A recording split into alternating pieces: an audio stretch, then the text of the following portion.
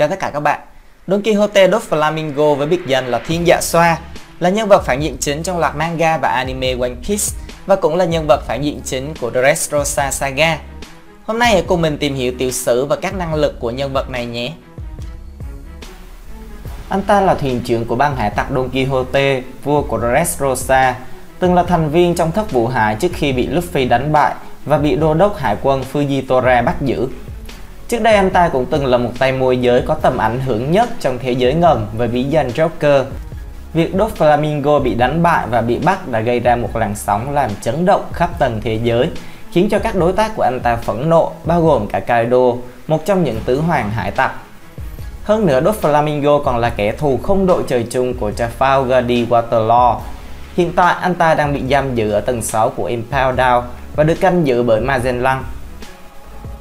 Về tiểu sử, Doflamingo là hậu duệ của một trong những gia đình hoàng gia từng lập nên chính phủ thế giới và chuyển đến Meritra sinh sống. Tuy nhiên khi Luffy 8 tuổi, cha của anh ta, ngài Homing đã từ bỏ địa vị quý tộc thế giới của mình và sống một cuộc sống bình thường. Nhưng ông vẫn có một cuộc sống khá giả cùng với vợ và cả hai con của mình. Sau khi chuyển đến một quốc gia xa lạ ở phía Bắc, Luffy vẫn quen với lối sống trước đây của mình khi còn là một quý tộc thế giới và đầy vẻ kiêu ngạo, luôn mong mỏi những người dân thường phải cúi đầu trước mình. Mặc dù cha của anh ta đã từ bỏ địa vị quý tộc thế giới, nhưng những người phải chịu đủ mọi áp bức của các quý tộc thế giới vẫn còn lòng căm hận sâu sắc đối với họ. Sau đó những người dân trong quốc gia này còn bắt bớ ông và cả gia đình của ông nữa.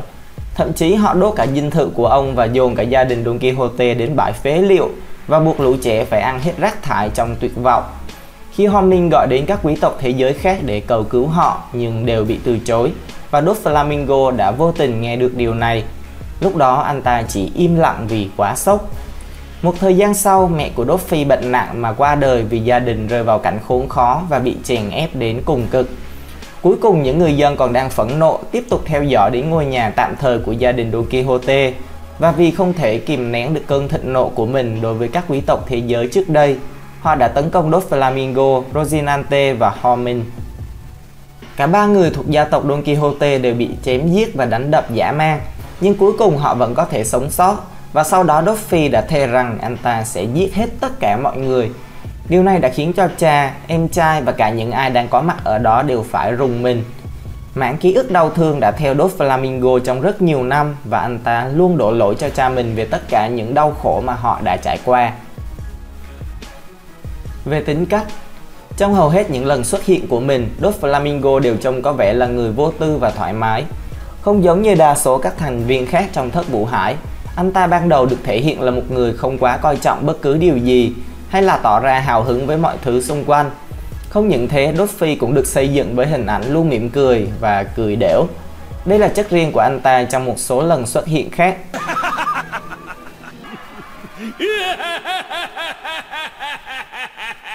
Nhiều trường hợp anh ta cười lớn, đôi khi là cười mỉm trong những tình huống có độ nguy hiểm cao, như khi râu trắng sang bằng căn cứ Marineford bằng cách phát huy năng lực của trái ác quỷ.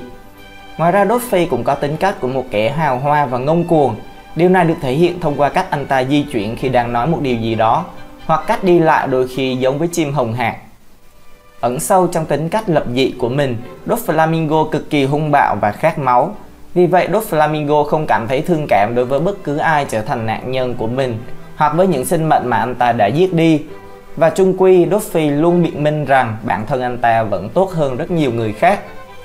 Ban đầu Luffy rất tôn trọng các thủy thủ trong băng hải tặc của mình và thỉnh thoảng cũng khoan dung với họ. Vì lòng trung thành của các thủy thủ đoàn đối với mình nên trong nhiều trường hợp Luffy cũng thể hiện sự quan tâm của mình đến họ. Tư tưởng của Doflamingo. Luffy tin rằng kẻ mạnh sẽ có được quyền lực và sức mạnh. Anh ta cũng tin rằng kẻ yếu sẽ không có tương lai nếu trở thành những tên cướp biển. Vì vậy Luffy luôn coi thường những kẻ yếu đuối và sẽ đào tạo họ để sử dụng cho mục đích giải trí và mang lại lợi ích cho hắn. Các năng lực. Tốc độ nhanh nhẹn. Luffy có phản xạ và tốc độ vô cùng nhanh nhẹn. Anh ta có thể tránh các đòn tấn công của Oz Jr. tương đối dễ dàng và hoàn toàn có thể nhảy qua cơ thể khổng lồ của Oz. Hơn nữa, anh ta cũng đủ nhanh để tránh được tâm bão cát của Crocodile và thoát ra ngoài mà không bị tổn thương. Sức mạnh phi thường. Với thân hình cao to và vạm vỡ, Doflamingo có thể dễ dàng mang một người trưởng thành trên người mà không cảm thấy mệt mỏi, ví dụ như cựu thất vụ hải Trafalgar. Doffy cũng có đủ sức mạnh để chống lại cú móc của Crocodile chỉ bằng một cú đá. Hơn nữa, anh ta sở hữu một sức mạnh khủng khiếp từ đôi chân của mình. Đôi chân này mạnh đến nỗi có thể tạo nên làn sóng xung kích xoay 360 độ sắc như dao, đủ để cắt xuyên qua cả 3 tòa tháp của cung điện Dressrosa gần như ngay lập tức chỉ trong một lần xoay người. Anh ta thậm chí còn tặng cho Luffy một cú đá tàn khốc ngay cả khi cậu đã sử dụng Haki để phòng thủ. Đây là chiêu thức mà Luffy có thể dễ dàng ngăn được người cá Hody, đồng thời giúp cậu không bị tổn thương. Sự khéo léo hơn người. Nhờ vào việc sở hữu trái ác quỷ mà Doflamingo vô cùng thành thạo trong việc kiểm soát những sợi tơ được tạo ra từ nó để thực hiện các cuộc tấn công mạnh mẽ bằng cách điều khiển các ngón tay linh hoạt đến hoàn hảo. Về độ bền, ngay cả khi nhận nhiều đòn tấn công từ Luffy khi ở trạng thái Gear 4, khiến Luffy bay qua hàng chục tòa nhà và một ngọn núi, thì anh ta vẫn có thể chiến đấu và điều khiển Haki, thậm chí còn thức tỉnh trái ác quỷ của mình. Hơn nữa, mặc dù đã kiệt sức và bị thương nặng như vậy, nhưng Doflamingo vẫn có thể đấu với hàng chục đấu sĩ vạm vỡ và đánh bại tất cả chỉ với một chút sức lực. Sau tất cả, phải nhờ vào đòn King Kong Gun cực mạnh của Luffy mới có thể khiến Luffy bất tỉnh. Khả năng kháng nhiệt. Doflamingo có thể ngăn một cú đá Diablo Jumper mạnh mẽ từ Sanji mà không hề bị ảnh hưởng bởi sức nóng khủng khiếp của đòn tấn công, và cố gắng ngăn cơ thể không bị cư gian làm đóng băng hoàn toàn. Ngay sau khi băng phủ lấy cơ thể, anh ta liền phá vỡ khối băng đó mà hoàn toàn không có bất kỳ cảm giác đau đớn hay khó chịu nào. Là chiến binh giàu kinh nghiệm, Luffy cũng thể hiện khả năng đấu tay đôi bậc nhất của mình, và anh ta thường thiên về phong cách chiến đấu dựa trên những cú đá ngoạn mục. Vì Mingo có thể tung một cú đá xoay duy nhất khiến cho đối thủ bị thương nặng và khiến họ phải nhanh chóng né đòn tấn công của anh ta. Là bậc thầy thao túng, Mingo rất thành thạo trong những cuộc đấu tranh tâm lý. Ví dụ như khi anh ta lên kế hoạch sử dụng trái ác quỷ làm mồi nhử để phá vỡ sự liên minh giữa Luffy và Law, bởi lẽ anh ta tin rằng Luffy sẽ không bao giờ cho phép bất kỳ ai khác có được nó. Ngoài ra, Doflamingo cũng lợi dụng sức ảnh hưởng của mình để khiến các phương tiện truyền thông tung ra những tin tức giả và hoàn toàn đánh lừa cả thế giới rằng anh ta đã rời khỏi thất vụ hải để giăng bẫy kẻ thù của mình. Ý chí kiên cường. Luffy có một ý chí mạnh mẽ rằng mình sẽ luôn sống sót cùng với sự kiêu hãnh. Anh ta bài xích việc phải van nài ai đó hoặc nghĩ đến cái chết khi bị người dân tra tấn một cách dã man. Trong lúc đó, anh ta đã thề rằng sẽ sống và giết hết tất cả mọi người để trả thù. So với cách mà Homing và Rosinante xin người dân rủ lòng thương, thì ý chí mạnh mẽ của Doflamingo đã khiến cha, em trai và cả những người đang tra tấn anh ta phải bàng hoàng. Sức sống mạnh mẽ. Ngay cả khi bị săn đuổi bởi Thiên Long Tinh, Luffy không ngừng cố gắng để thoát khỏi họ nhờ vào ý chí sống còn của mình. Thậm chí là sau khi nhận lấy cú Game Knife của Law và sau đó lập tức nhận thêm một cú Counter Shot nữa, khiến nội tạng vỡ tung, nhưng anh ta vẫn có thể ghép chúng lại với nhau bằng việc sử dụng trái ác quỷ của mình. Kỹ năng sử dụng trái ác quỷ. Luffy đã ăn quả Ito Itonomi mà Chaybo đưa ra, ban cho anh ta sức mạnh điều khiển và thao túng những sợi tơ mỏng. Khi sử dụng kỹ thuật ký sinh, anh ta có thể kiểm soát người khác bất kể là họ có chống cự như thế nào đi nữa, và thường sử dụng chiêu này khi muốn các nạn nhân của mình tàn sát lẫn nhau.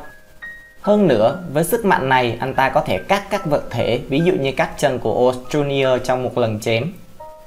Ngoài ra, Luffy có thể tạo ra bản sao của chính mình được gọi là chiến binh đen, khiến người khác có thể bị nhầm lẫn đó là Doflamingo thật.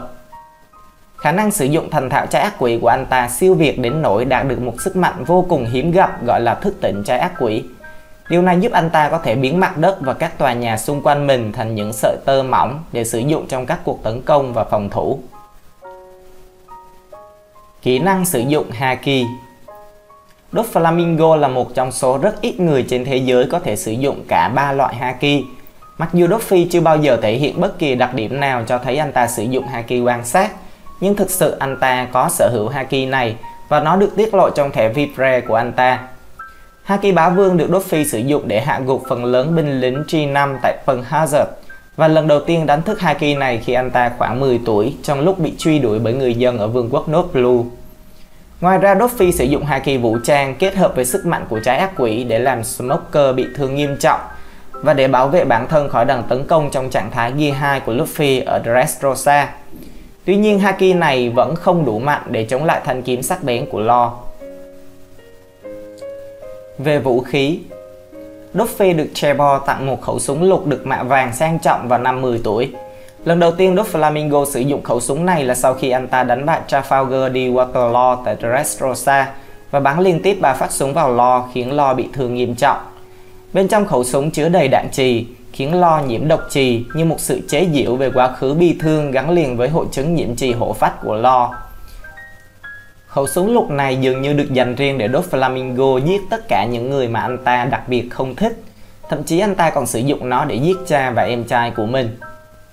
Người ta cũng nhìn thấy Doflamingo sử dụng một thanh kiếm khi anh ta sắp hành quyết vua Riku Dondo III vào 10 năm trước. Tóm lại, Luffy là một nhân vật phản diện rất hay phải không nào? Video của mình cũng sẽ dừng lại tại đây. Cảm ơn các bạn và xin hẹn gặp lại.